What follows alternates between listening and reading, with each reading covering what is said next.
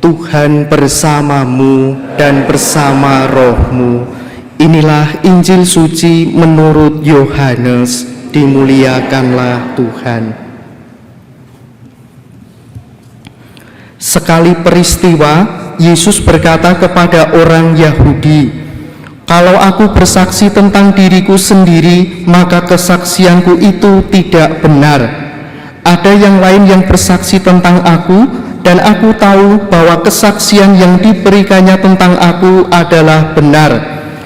Kamu telah mengirim utusan kepada Yohanes, dan ia telah bersaksi tentang kebenaran. Tetapi aku tidak memerlukan kesaksian dari manusia, namun aku mengatakan hal ini supaya kamu diselamatkan. Yohanes adalah pelita yang menyala dan bercahaya, dan kamu hanya mau menikmati seketika saja cahayanya itu. Tetapi aku mempunyai suatu kesaksian yang lebih penting daripada kesaksian Yohanes, yaitu segala pekerjaan yang diserahkan Bapa kepadaku supaya aku melaksanakannya. Pekerjaan itu jugalah yang sekarang kukerjakan, dan itulah yang memberi kesaksian tentang aku bahwa Bapa yang mengutus aku. Dialah yang bersaksi tentang aku. Kamu tidak pernah mendengar suaranya, rupanya pun tidak pernah kamu lihat, dan firman-Nya tidak menetap di dalam dirimu, sebab kamu tidak percaya kepada Dia yang diutusnya. Kamu menyelidiki kitab-kitab suci, sebab kamu menyangka bahwa olehnya kamu mempunyai hidup kekal. Tetapi walaupun kitab-kitab suci itu memberi kesaksian tentang aku, namun kamu tidak mau datang kepadaku untuk memperoleh hidup itu. Aku tidak memerlukan hormat dari manusia, tetapi tentang kamu, memang aku tahu bahwa di dalam hatimu kamu tidak mempunyai kasih akan Allah. Aku datang dalam nama Bapakku, dan kamu tidak menerima aku. Jikalau orang lain datang atas namanya sendiri, kamu akan menerima dia. Bagaimanakah kamu dapat percaya karena kamu menerima hormat seorang dari orang lain, tetapi tidak mencari hormat yang datang dari Allah yang Esa?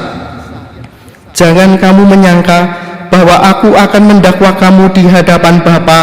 Yang mendakwa kamu adalah Musa, yaitu Musa yang kepadanya kamu menaruh pengharapan. Sebab jikalau kamu percaya kepada Musa, tentu kamu akan percaya juga kepadaku, sebab Musa telah menulis tentang aku.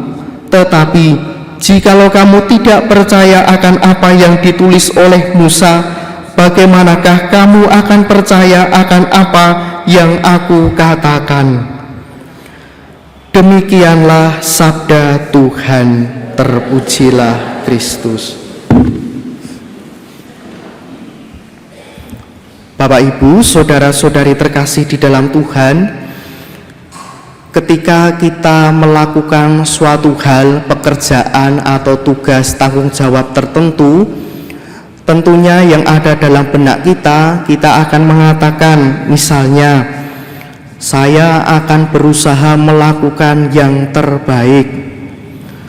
Atau kalau tidak mampu melakukan yang terbaik, kita akan mengatakan, saya akan menyelesaikan sampai tuntas. Hasilnya itu menjadi soal lain, tetapi yang penting selesai.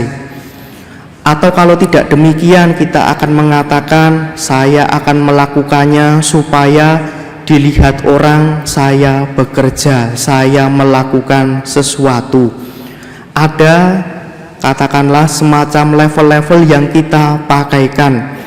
Ada yang ingin melakukan, mempersembahkan yang terbaik, ada yang ingin asal selesai, ada juga agar supaya dilihat oleh orang. Dan inilah yang terjadi akrab di dalam keseharian kita ketika kita melakukan sesuatu. Ada sebuah tegangan ingin hasilnya yang baik, atau juga kita juga ikut mempertimbangkan kualitas yang baik yang sedang saya kerjakan. Di dalam bacaan pertama kita mendengar kisah bagaimana ketika Musa menuntun bangsa Israel keluar dari Mesir di padang gurun, Lalu setelah keluar, Israel justru menyembah berhala. Ia lalu mencoba melakukan negosiasi terhadap Allah. Dan disinilah Musa mencoba mengusahakan apa yang baik. Ia mengusahakan semaksimal mungkin supaya umat yang dipercayakan kepada Musa mendapat keselamatan. Demikian halnya di dalam bacaan Injil, kita mendengarkan sebuah diskusi antara Yesus dengan orang Yahudi, yaitu tentang kesaksian terhadap Yesus, kesaksian dari para nabi, termasuk kesaksian yang berasal dari Yohanes yang datang kepada bangsa Israel.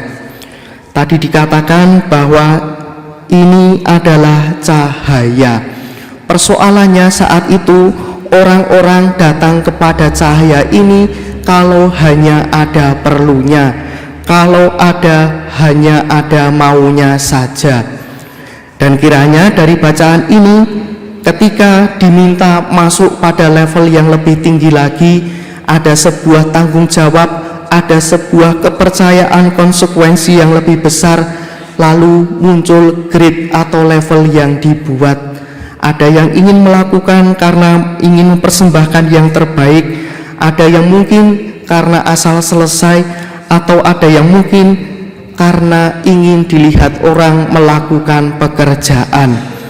Maka kalau hari-hari ini kita sedang memasuki masa prapaskah, kita juga ingin tentu hasil dari buah pertobatan kita, yaitu perubahan. Caranya bagaimana? Tentu satu dengan yang lain akan berbeda-beda. Karena caranya berbeda-beda, hasilnya tentu akan bermacam-macam. Ada yang mungkin daya hasilnya itu permanen, ada yang 1 tahun, 2 tahun, tetapi ada pula yang harian, 1 hari, 2 hari, tergantung pula bagaimana cara-cara yang mau kita upayakan.